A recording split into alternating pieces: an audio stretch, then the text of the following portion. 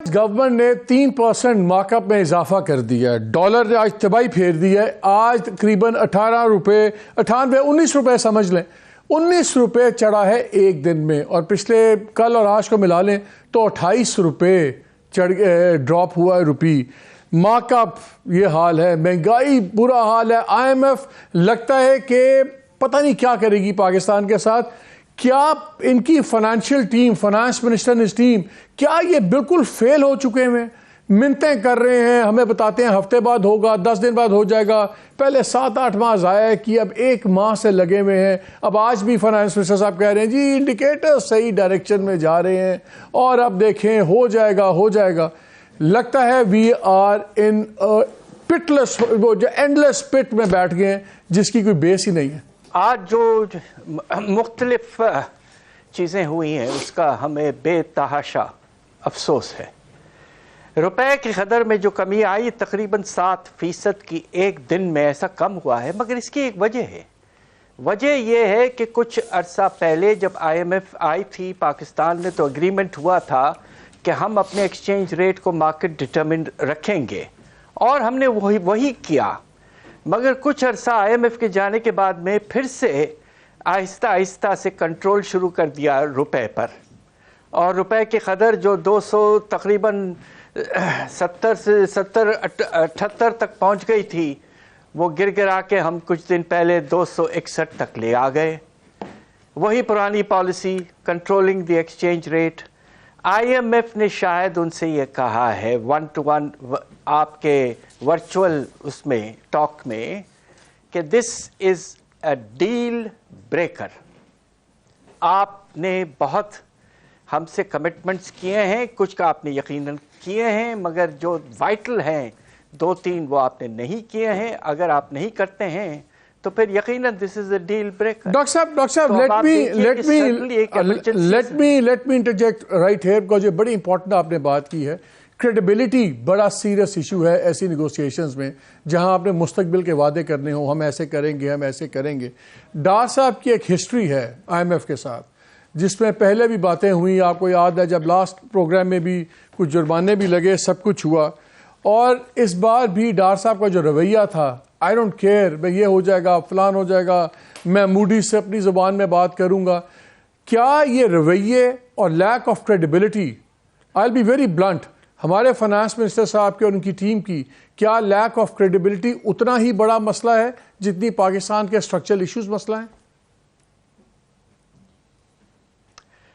دیکھیے ہوتا یہ ہے کہ سپٹمبر میں آپ نے لیٹر آف انٹینٹ سائن کر کے سارے کمٹمنٹس کر دیے. کوئی نئی بات نہیں کر رہا ہے IMF. ایکسچینج ریٹ آپ نے کمٹمنٹ کر دی, مارکیٹ ڈٹرمنڈ, آپ نے کہہ دیا کہ ہم سرچارج لگا دیں گے, آپ نے کہہ دیا 50 روپے فی لیٹر ہم لگا دیں گے. آپ نے سارے کمٹمنٹس لکھ کے لیٹر آف انٹینٹ جو فائنانس منسٹر اور گورنر اسٹیٹ بینک ایشو کرتے ہیں وہ آپ نے کر دیا. مگر اس کے بعد جب تبدیلی آئی فائنانس منسٹر کی تو اس کے بعد میں تبدیلی پالیسی میں بھی آ گئی ہے, اور اس کے نتیجے میں ڈیویشنز بہت زیادہ ہوئے ہیں. اب آپ دیکھیے پچھلے 2 ہفتے سے کچھ ایکشن ہے, ورنہ تقریباً اکتوبر کے بعد سے there was no action.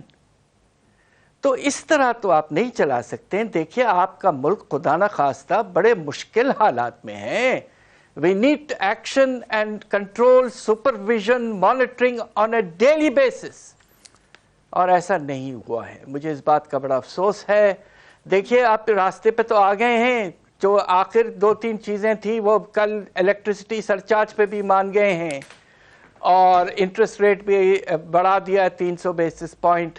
اب میرے خیال سے IMF finally staff loan agreement پہ جائے گا, اور عنقریب انشاءاللہ ہم دیکھیں گے کہ ایگزیکٹو بورڈ میں بھی پاکستان. ڈاکٹر صاحب یہ سورسز بڑی خطرناک بات سنا رہے ہیں. وہ کہہ رہے ہیں کہ IMF کی طرف سے یہ بھی اندیا دیا جا رہا ہے کہ جو آپ کی افغان بارڈر ٹریڈ ہے وہاں پہ جو ڈالر ہے اس وقت تقریباً 320 روپے کا ہے, اور ہمیں بتایا گیا کہ پچھلے کوئی 18 ماہ سے, الجزیرہ کی رپورٹ بھی تھی, کوئی 18 ماہ سے کوئی افغانی پرنٹ نہیں ہوا. یہ جرمنی میں افغان کرنسی پرنٹ ہوتی تھی, افغانی بھی پرنٹ نہیں ہوا. تو ان کی جو کرنسی ہے مین وہ ڈالرز میں سارا کام کر رہے ہیں, وہاں پہ 320 جو ہے اس کی ڈالر ہے. آج ہمارا ڈالر 285.6 پہ آفیشلی بند ہوا انٹر بینک میں، لیکن 292 300 تک کا بھی نہیں ہے. ہم نے اس پروگرام کی ریکارڈنگ سے پہلے خریدنے کی کوشش کی مارکیٹ میں صرف $3,000. ہمیں 310 روپے پہ بھی $3,000 نہیں مل سکا ڈاکٹر صاحب.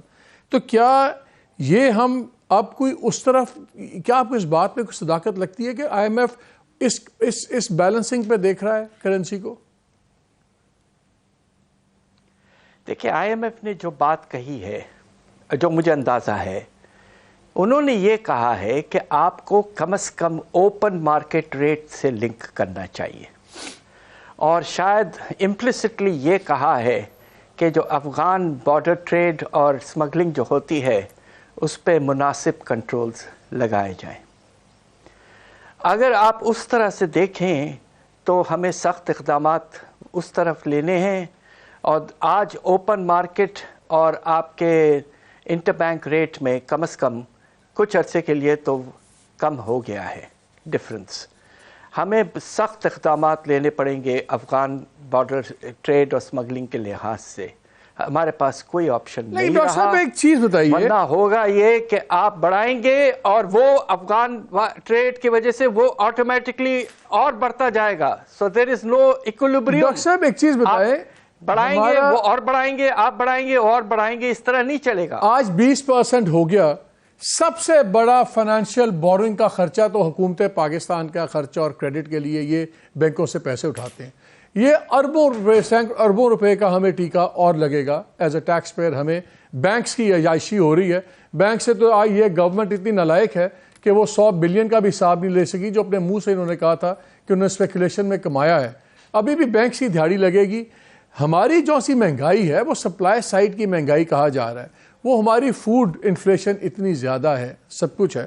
تو یہ مارک اپ جب بڑھاتے ہیں تو جو رئیسی انڈسٹری ہے وہ بھی تباہ ہو رہی ہے. چھوٹا کاروبار پہلے ہی تباہ ہے، بجلی بڑھا دی ہے، گیس بڑھا دی ہے، ٹھیک ہے وہ ہونی چاہیے تھی، بٹ مارک اپ جو ہے اس کا مجھے بتائیں ود دس مارک اپ اور دس ڈالر ریٹ یہ انڈسٹری کیسے چلے گی؟ انہوں نے ایگریکلچر کے اوپر سے بھی سبسڈیز ہٹا دی ہیں جو چھوٹے فارمر وغیرہ کو بڑا امپیکٹ کرے گی. بات دراصل یہ ہے کہ دیکھیے ایکسچینج ریٹ کی موومنٹ سے ہمارے ایکسپورٹرز کو تو کچھ فائدہ ہوتا ہے، اور امپورٹ سبسٹیٹیوٹنگ جو ہماری لوکل انڈسٹری ہے ان کو بھی تھوڑا سا کمپیٹیٹیونیس میں ایج ملتا ہے. مگر انٹرسٹ ریٹ بڑھانے سے میرے آج تک سمجھ میں نہیں آیا ہے کہ کیا فائدہ ہوتا ہے. میں آپ کو یہ بات واضح طور پر کہہ دوں کہ جب آپ انٹرسٹ ریٹ آج مجھے پتہ نہیں تھا کتنا بڑھایا انہوں نے، 200 یا 300 17 سے 20 پہ چلے گئے ہیں، 300 بیسس پوائنٹس. جی اچھا، تو اگر 300 بیسس پوائنٹس بڑھایا ہے تو آپ کو اندازہ ہے کہ ہمارا جو قرضوں پہ جو سود گورنمنٹ دیتی ہے اس میں کتنا اضافہ ہوگا؟ 1100 ارب. 1100 ارب. اس کے نتیجے میں آپ کا خسارہ اور بڑھے گا.